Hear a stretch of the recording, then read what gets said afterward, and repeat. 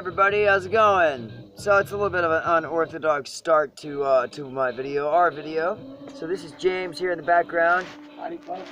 Let's see if we can get him into view here. There. Can you see yourself, or is it? Yeah. Okay. All right. So we got the camera's a little bit messed up there, but this is probably our third video. And this one's going to be about just music trivia novelty, and just about the music and the times of the 50s, 60s, and 70s, some 40s, and some 30s, and some 20s. But this one's going to be about rock and roll, classic rock and roll, some of the best and some of the great. And so I'm going to play a little bit of this this song for you right here in the background. And this is who? The Hoodoo Rhythm Devils, and it's Safe in their homes. Safe in their homes. So this is for educational purposes under the Fair Use Act, and all proceeds and credits go to you know, their appropriate places. So enjoy.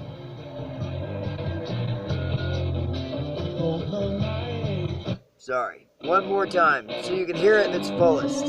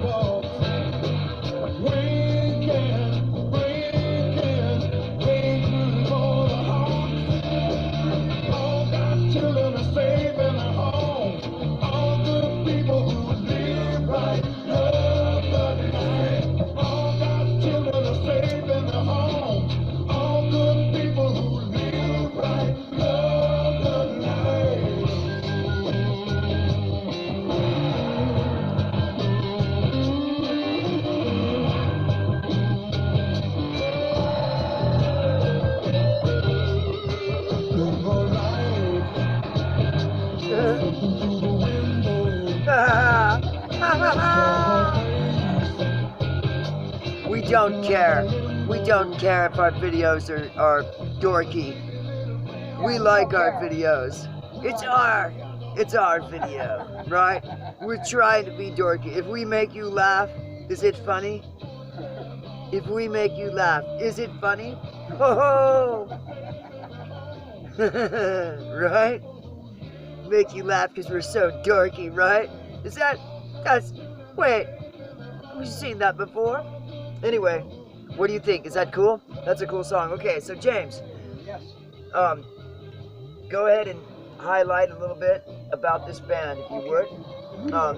Tell me whatever you feel like telling me, and then if there's any other tangents that connect to it, or anything that has anything to do with San Francisco, traveling, homelessness, being home free, sleeping outside on the earth, all that good, awesome stuff, right? Right. Okay. Okay, the Hoodoo Rhythm Devils was a band formed in San Francisco in 1970. And their founder was a guy named Joe Crane. And he'd been stationed in the Coast Guard in Alameda. And that's how he wound up in San Francisco. He was originally from Conroe, Texas. And the guy who's doing the lead vocals is a guy named Glenn Hambone Walters. And he was from Kansas City, Missouri. And so they met in the city and they formed this band called the Hoodoo Rhythm Devils. And I guess you could consider them like a second tier band. And what I mean by that is a second tier band. Yes, like say on the first tier you'd have the Grateful Dead, Janis Joplin, Jefferson Airplane, right, Santana. Those were the big names that were coming out of the city at that time. Headliners. Right. First tier headliners. Second tier, you had bands like Stone Ground, Sons of Champlin. Stone Ground, Sons of Champlin.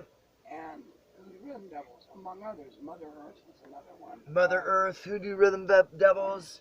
And very nice, very awesome. Yeah, and anyway, the Hoodoo Rhythm Devils, first concert I ever went to was seeing them perform live at Aquatic Park.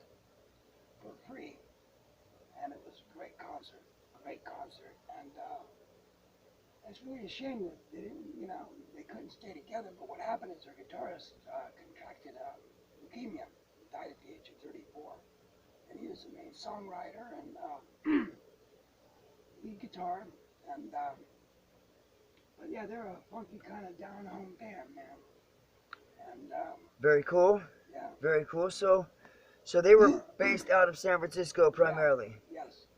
All right. So, do you know anything about that bookstore? That it's actually the Jack Kerouac Oh, Museum. you're talking about City Lights, City Lights Bookstore. It's actually the Jack Kerouac Museum. and it says we're dying to get out of Portland, Oregon on the side. Some On there.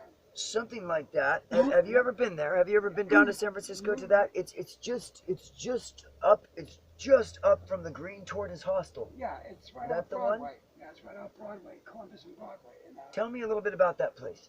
okay, it was started by Lawrence Ferlinghetti. He just passed away recently. Who was it? What was his name? Lawrence Ferlinghetti. Lawrence Verlinghetti? Yep. Verlin?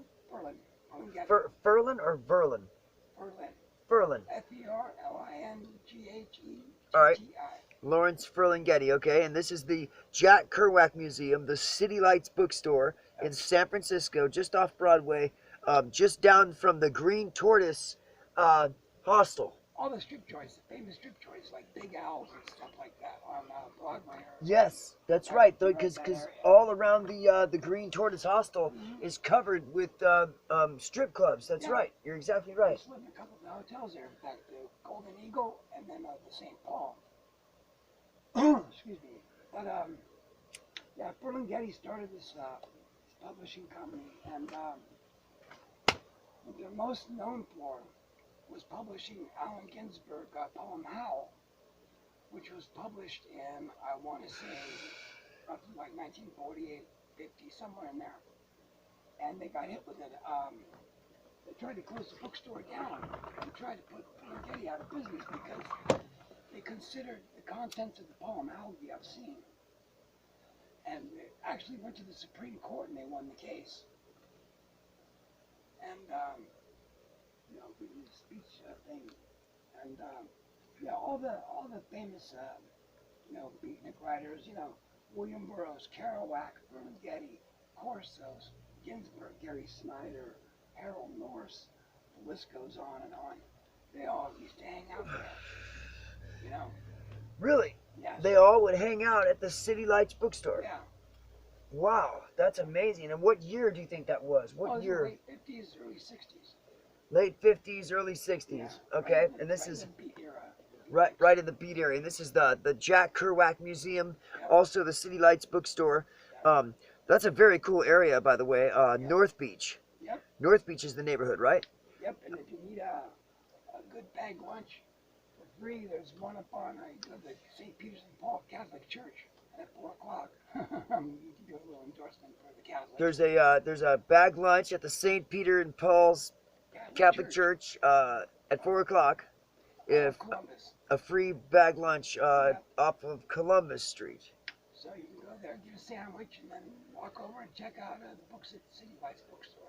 Yeah, that's pretty cool, actually, and probably Jack Kerouac and all of those guys probably did something very similar. They probably had a circuit that they hit, and they would go and get the free stuff and get whatever was free, and they were probably doing that too, So hey, so if you haven't gone to a brown bag lunch meeting and hung out with all the folks at the brown bag lunch area, maybe you should do that and get a new perspective on life. Commune with the ghosts of Kerouac and stuff, since all those guys are gone. Right, exactly, But their spirits still live, and if they're living anywhere, they're living in a City Lights Bookstore. Right, for sure. Now, is all the City Lights bookstores like that, or is it just that one? There's just that one bookstore. No, wait a minute. I could have sworn that City Lights had more than one store. No, they have one store, but they're also a publishing company, so their books are published. You'll see that. Are you sure they only have one store? Yeah. Because I've seen City Lights bookstore there at the Kerouac Museum, and I've seen them other locations. Strange. Just one. Is it possible that might have changed? over the years? 5 years, possibly. In the last 5, so it's been 5 that you know of it like that. Yeah. Okay. Been 5 years Okay. since I've been down How there. strange, how strange, you know, and you seem Yeah. to know so much about San Francisco, you know, I must be wrong, you know what I mean? But anyway, either way, it's still a very cool place, whether there's more than one of it, but if there's not more than one and there's just only one, wow, that's fantastic. Yeah. All right, so what else can you tell me? Okay. About that era and about that neighborhood? I'll tell you a little bit about the area. The area is North Beach, and there used to be a place called the Poster Mat right across from City Lights. And I knew the owner of that place, his name was Ben, and he was responsible for printing up the original Fillmore and Avalon Ballroom posters. Really? Yeah. Cool old guy, man. What, and he was bringing up what? Like when they used to do the Fillmore West and Fillmore Auditorium and the Avalon Ballroom posters. Fillmore West and Avalon Ballroom posters. Right. He's a guy who used to print them up. He was the printer.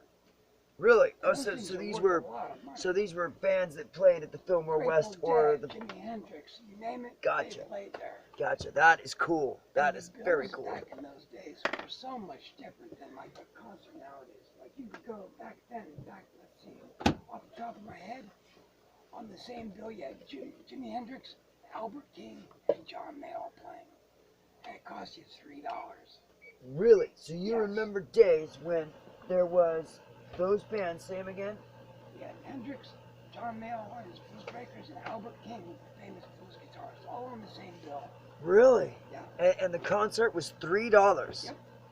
Wow. What year was that? Maybe This was in '69. in 1969 Yeah. in San Francisco. Man, wow, what a time it was! Isn't that awesome, guys? What a time it was. I saw one poster, Samuel. Yeah. It was advertising the Fillmore. Yeah. And the opening act was a band called Led Zeppelin.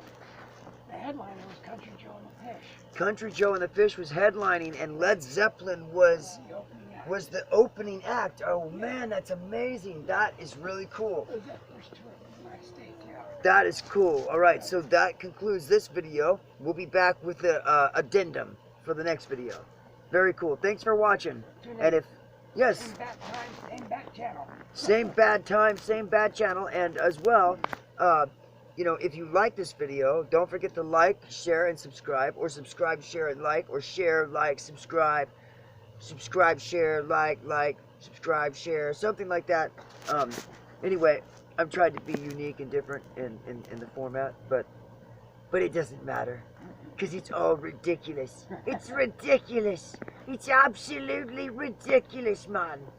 I mean, completely. It's completely ridiculous. You have no idea. Anyway, thank you for watching. And if you like, please leave some comments. Tell me how crazy I am, or you know, he is, or whatever. Okay? All right.